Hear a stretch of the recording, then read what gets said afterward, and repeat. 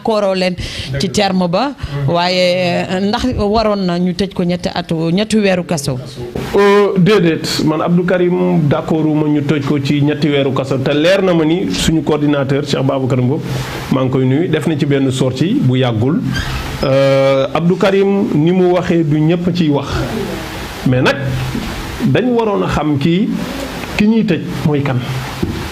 nit ku feebar la c'est ça le problème c'est-à-dire nit ku feebar même su defee délit am na foo mën a jaar ak moom ñun ñëpp gëm nañu loi xam nañu àtte lu am la l'islam diine bu sévère la ci àtte waaye dafay sóoraale ki muy àtte yonent yàlla Muhammad sallallahu alayhi wa sallam jigéen ëmb na njaaloo ëmb ñëw taxaw ne ko yaa Rasulullah caw leen ma dama ëmb yonent ne mais est-ce que kii wér na lii kenn mësu ko wax parce que ñu ko am dañuy daw di nëbbu pour bañ ñu caw leen mu ne moom day taxaw ñu teg àtte bi ci kawam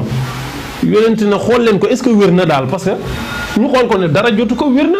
bi ñu insister ba sonn yonent ne ko demal da ngaa nekk ci ëmb comme da nga ëmb mënuñu teg benn àtte ci yow ndaw si dem ba am doom bi mu demee ba ëmbam jeex ndaw si dellu si waat ne yonent bi ñëw naa am naa doom ba pare yonent sallallahu alayhi wa sallam ne ndaw si yaa ngi nàmpal demal ba ki ngay nàmpal fer soo demee ba ki ngay nàmpal fer soo ñëwee ñu teg àtte bi ci yow ndaw si demaat ba ki muy nàmpal fer mu ñëwaat ne ko xale bi fer na yenente yi ne door leen ko gis nga boobu kilifteef ci àttekat yépp ko war a bàyyi xel mais c'est pas que non booy bi daa yabaat rek bu ñëwee nañ ko teg gis nga jàpp ni tëj ko ba ndogal fekk la ci mu génn àddina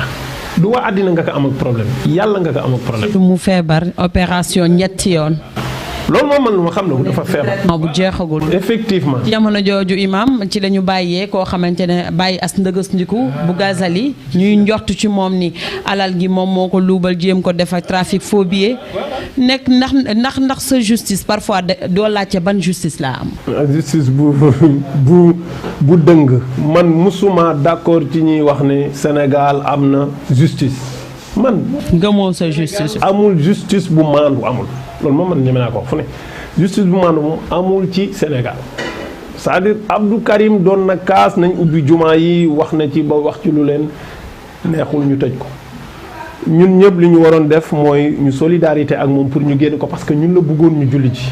ndog boobu bu fekkoonoo ci ñi ngi koy ñaanal nag yàlla mën a tëdd 3 mois yooyu mu jeex ak jàmm mu génnaat te yàlla bu ko fa dara daal. benn plaide la koy tëdd diñ waaw moom il faut nit ñi xam loolu parfois internet yi dañ naan libéré Karim ñun nañ ci wax moom moo ni du ñaan non moom du ñaan moom ku ko xam-xam ne du ñaan non du ñaan loolu moom lu ma xam la boo fa demoon bindal ko lettre di ñaan sax yow dina la jéppi mbaa bu génnee di ngeen am problème bu rëy sax mais justice Sénégal dañ ko war a seetaan man loolu laa gëm